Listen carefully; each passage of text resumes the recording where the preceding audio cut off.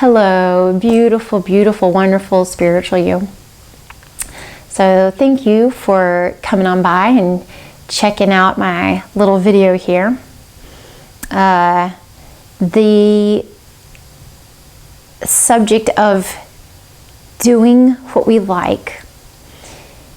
Oh, that's a hard one. I will introduce myself by explaining who I am in that experience, and then my perspective on it, and hopefully see if this can offer me my own insight.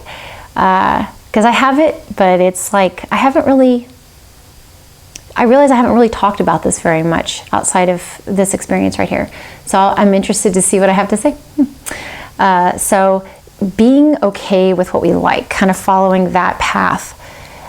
So I've noticed this came down to something when I was a kid, and I'm thinking about how like we were told as children what was not acceptable, that you would never have a job in that, and now all those things are jobs, like animation, drawing cartoons, skateboarding, things like that, BMXing. So all of those things, unfortunately, were looked very down upon when I was younger. Kids that really found that culture to resonate with them were thwarted at every turn.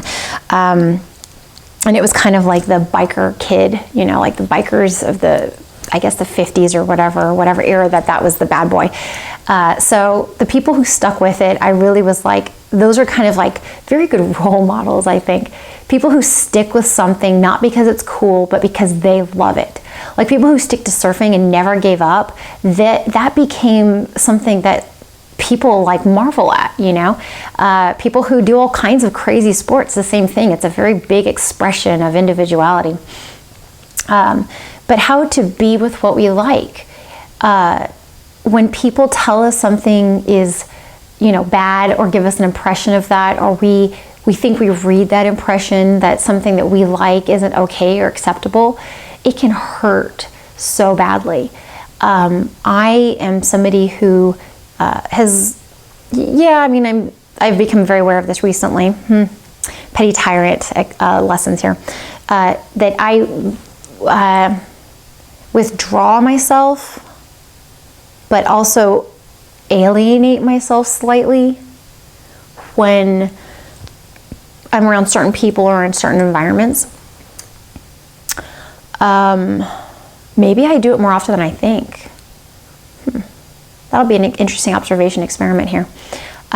So the experience of who I am kind of disappears, and I temporarily convince myself that I don't need to play the piano or my guitar or sing or dance or draw or speak, you know, express myself. There's been plenty of opportunities where I've noticed that, and it is taken me up until recently to really witness that. The idea that we think we know who we are at a very young age, I think, becomes very harshly or very rigidly identified.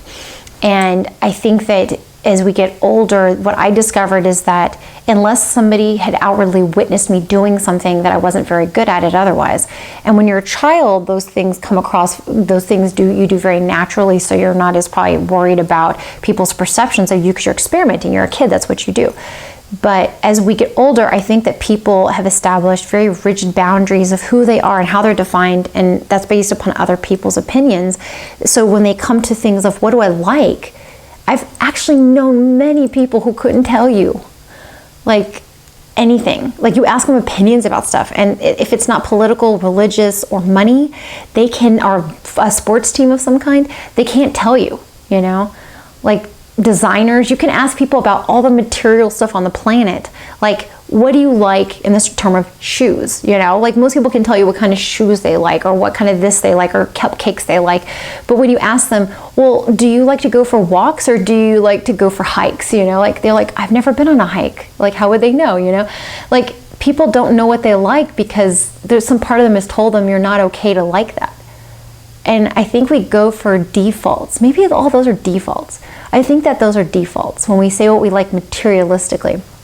You know, like what you like materialistically, I think people can figure out pretty easily. But when people ask like, really abstract questions of personal preferences, I think maybe. I don't know, I'm confused by this. So I think I go into a confused state when I think of this. But the idea of what we like being criticized isn't actually something that unfortunately happened on the outside. It was something we continue to condition on the inside. And that's where it can be fixed. And that's why that's a good thing. People will continue to express their stupid, asinine opinions about all kinds of things. I've been the recipient of many of one of those. I have dressed, fairly theatrically, I suppose you could say. And I will tell you, even on Halloween, I would get commentary. And it wasn't anything particularly fantastic. It was just always like big in some regard, and especially for the time when things weren't quite so experimental. In the city I've lived in, it has grown exponentially in the past 7 years, 10 years. But before that, when I was going out all the time and getting dressed up, I remember people's reactions to me, and I got used to it. And I think that was part of my training ground. Is I went out at a time in my life and did something that was big and bold and showed myself that it didn't fucking matter what other people thought.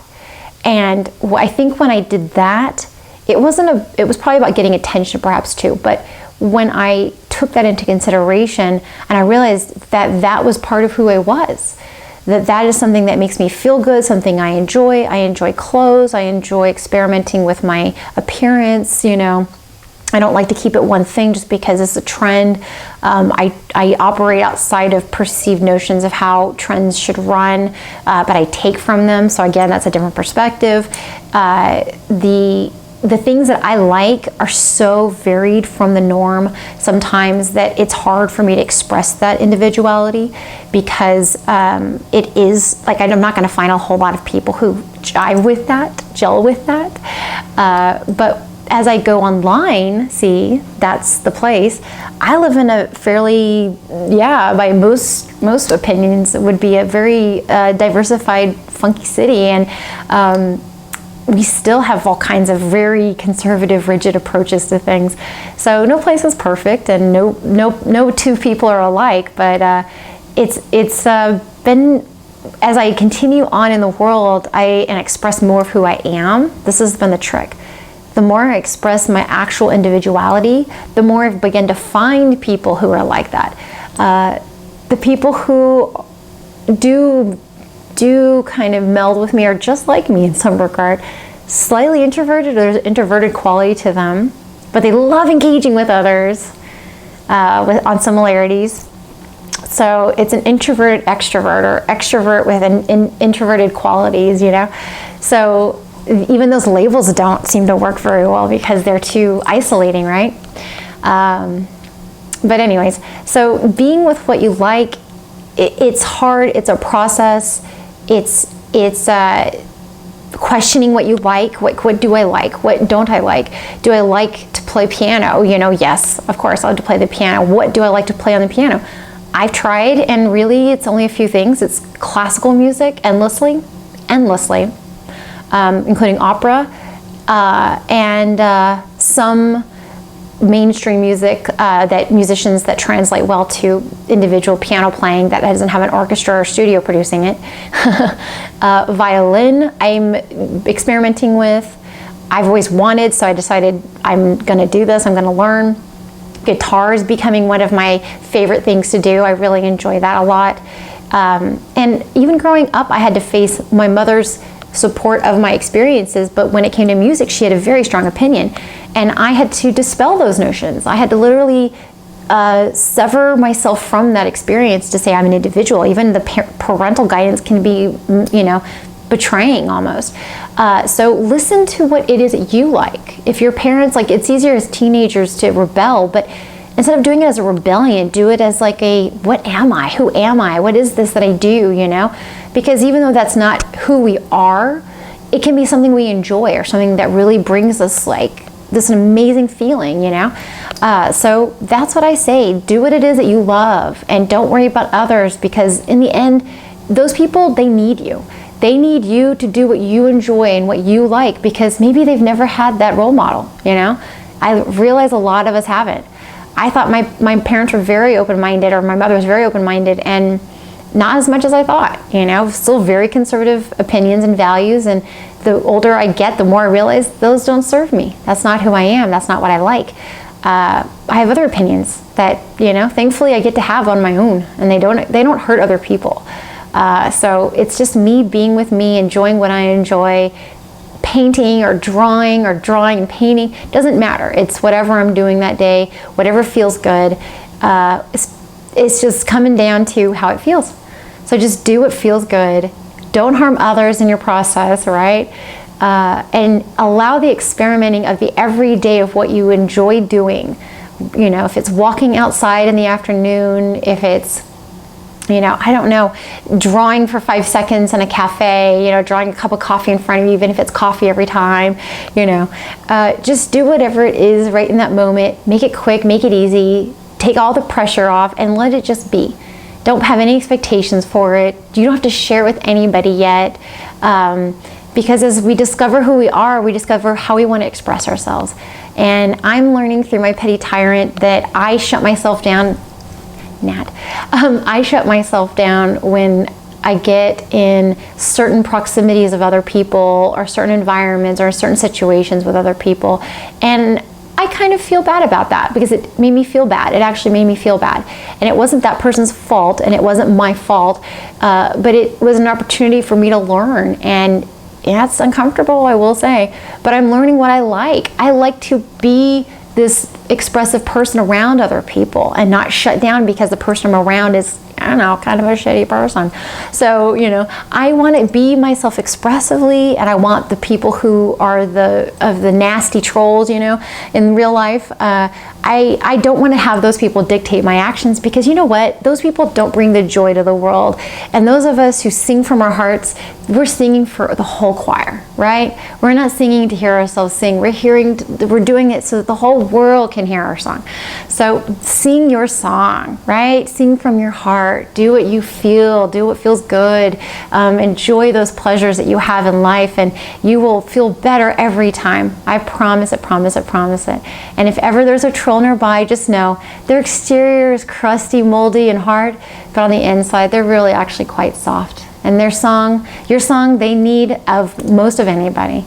So much love to the light that's within you, and your heart may glow. Much love.